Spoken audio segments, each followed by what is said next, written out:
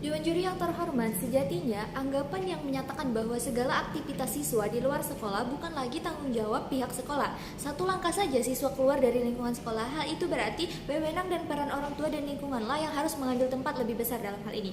Lalu mengapa tim pemerintah mengatakan bahwa status quo yang ada tidak cukup ketika pada kenyataannya pihak sekolahlah yang justru sangat tidak mencukupi efektivitas dalam penuntasan mosi ini?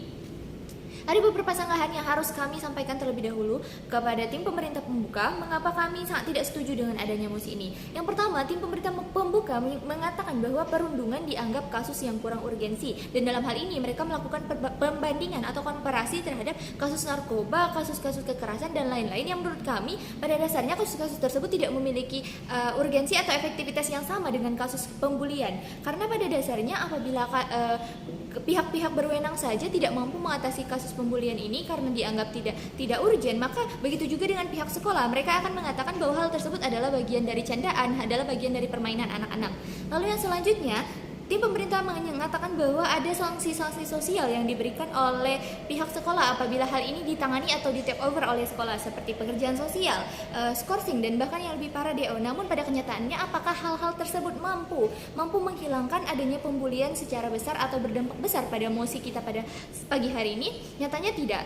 Nyatanya sanksi sosial di masyarakatlah yang justru kadang lebih menimbulkan efektivitas paling besar untuk mencegah seseorang melakukan pembulian. Lalu masuk kepada argumentasi kami, mengapa kami sangat tidak setuju dengan adanya mosi ini. Yang pertama ialah status quo yang sudah ada sebenarnya tidak separah yang terjadi pada zaman dulu. Mengapa dikatakan seperti ini? Karena pada saat ini era teknologi, kemajuan dan perkembangan zaman sudah lebih besar dan lebih masif adanya. Contoh nyatanya adalah perkembangan media sosial. Media sosial yang pada saat ini sudah bisa mempublikasikan, memviralkan kasus-kasus tertentu sehingga banyak orang di luar sana yang bisa mengaksesnya. Ini bisa dijadikan sebagai suatu bentuk kontrol sosial dari masyarakat, maksud saya, yang pada dasarnya justru hal-hal seperti inilah yang menyebabkan terjadinya pembulian atau yang menyebabkan timbulnya permasalahan bully. Yang akan kami korelasikan dengan argumen kami yang kedua, yakni apa sih yang menyebabkan terjadinya pembulian itu sendiri. Pada dasarnya pembulian disebabkan oleh banyak sekali hal, diantaranya kecemburuan sosial, perselisihan dan lain-lain, konten dan demi viral. Nah, hal ini juga berarti memiliki kecenderungan dan relativitas terhadap apa yang dinamakan dengan kontrol sosial yang disebabkan oleh dampak dari adanya media sosial.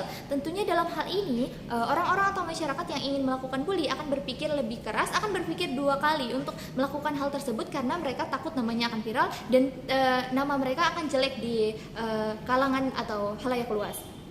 Dan dalam hal ini tentu saja akan terjadi yang namanya di luar konteks, karena pada dasarnya hal-hal seperti ini tidak pernah terjadi di sekolah. Yang pada dasarnya pembulian sebagian besar terjadi itu adalah pembulian di media sosial, seperti hate comment atau kecenderungan hal-hal seperti itu yang pada dasarnya bukan merupakan tanggung jawab sekolah. Lalu mengapa hal-hal seperti ini, pembulian seperti ini harus ditarik dan di take over kembali ke lingkungan sekolah yang pada dasarnya tidak memiliki korelasi apapun untuk menyelesaikan masalah ini?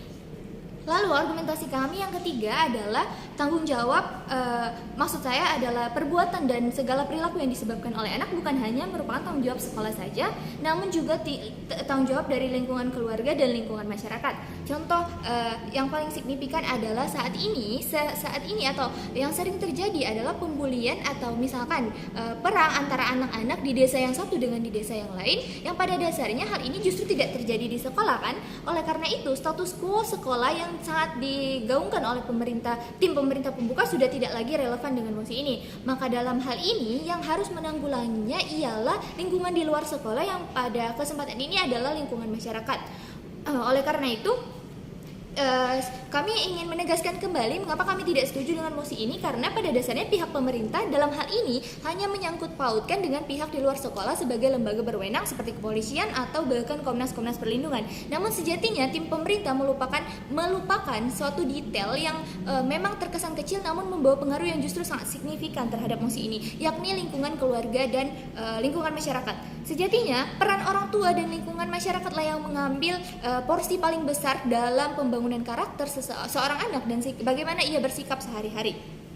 Apabila tim pemerintah pembuka mengatakan bahwa nantinya orang tua akan tidak memiliki waktu yang cukup untuk mengurusi anaknya dan akhirnya melimpahkan tanggung jawabnya kepada sekolah, bukankah dengan adanya mosi ini, dengan adanya mosi bahwa sekolah akan menyelesaikan semua kasus yang terjadi di luar sekolah juga, bukankah akan meningkatkan ketidaksadaran, bahkan akan membuat orang tua itu nantinya lepas tangan dan menganggap bahwa oh sudah ada sekolah yang mendidik anak saya luar dan dalam, apapun yang terjadi dengan dia berarti merupakan tanggung jawab sekolah, saya tidak bertanggung jawab dalam hal ini. Oleh karena itu mosi ini adalah salah, karena pada dasarnya peran orang tua lah yang justru sangat dibutuhkan dan diperlukan dalam penanganan mosi ini, karena pada dasarnya waktu yang dihabiskan oleh anak-anak itu lebih banyak berada di rumah, berada di lingkungan luar sekolah daripada di lingkungan sekolah yang notabene hanya mencakup 8-10 jam per hari. Oleh karena itu di sini kami tegaskan kembali bahwa pada dasarnya peran orang tua atau anak merupakan tanggung jawab semua kalangan, baik itu pihak sekolah, pihak pemerintah, pihak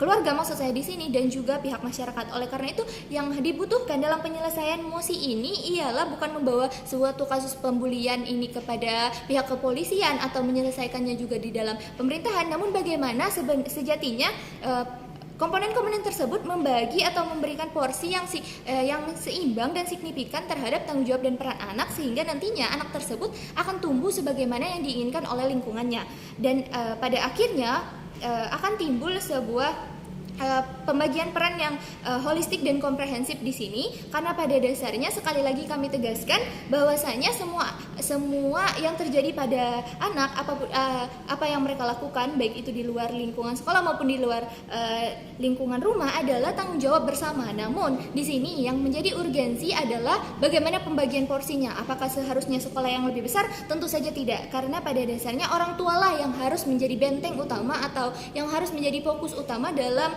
pembagian tanggung jawab terhadap dalam hal ini mengurusi apa yang anaknya lakukan. Oleh karena itu kami sebagai tim oposisi sangat bangga menentang kasus ini. Terima kasih.